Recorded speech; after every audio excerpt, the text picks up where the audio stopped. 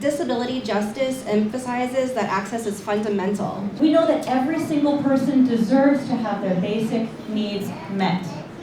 Every single disabled person deserves to have their basic needs met. Disabled people should not have to fight for basic inclusion or their rights or to have their needs met. And so Access is Care is kind of taking that into consideration and helping us move towards providing access in a proactive way. The social model of disability identifies the challenges that disabled people experience as largely being related to a lack of access to the things that they need and to barriers that are placed in society between them and the things that they need. And so the intervention to resolve those challenges is to change the society that they live in to not have those barriers to access.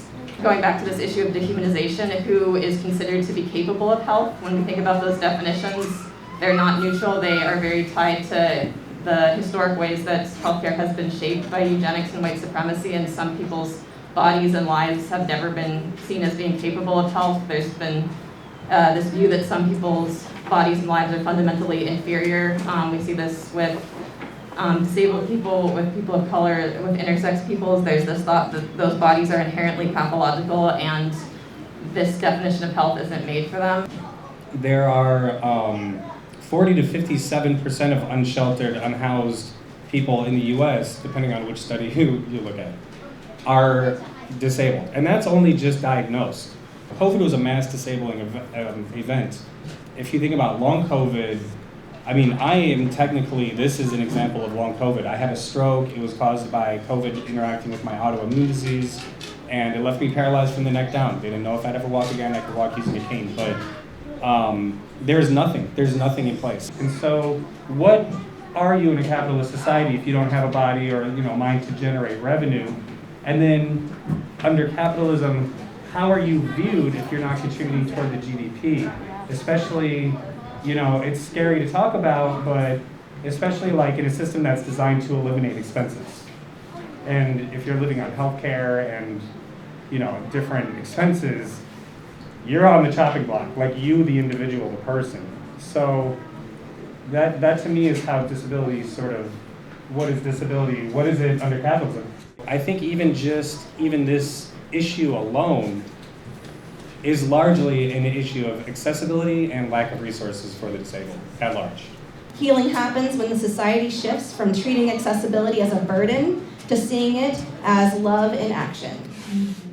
You think of all the other forms of disabling in society. So even those in diaspora, or even other communities within the U.S. who have survived a genocide, who have survived ethnic cleansing, who have survived war-torn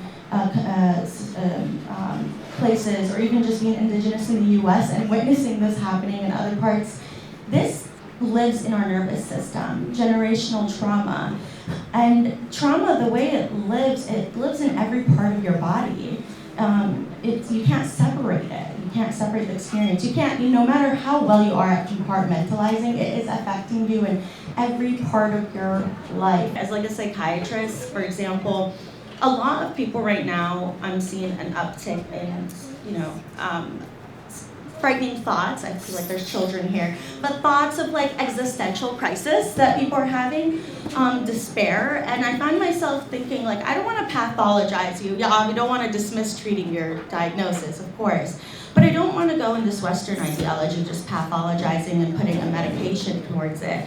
So I find myself lately a lot of talking about community and educating people about, hey, like finding people who have shared values, no matter what those values are, to get through these struggles. Access is love, safety is dignity, healing is justice, and these three are inseparable. When we build a world that prioritizes access, we create safety. When safety exists, healing becomes possible. And when healing happens, disabled people and all of us can envision and create a future rooted in justice, care, and liberation.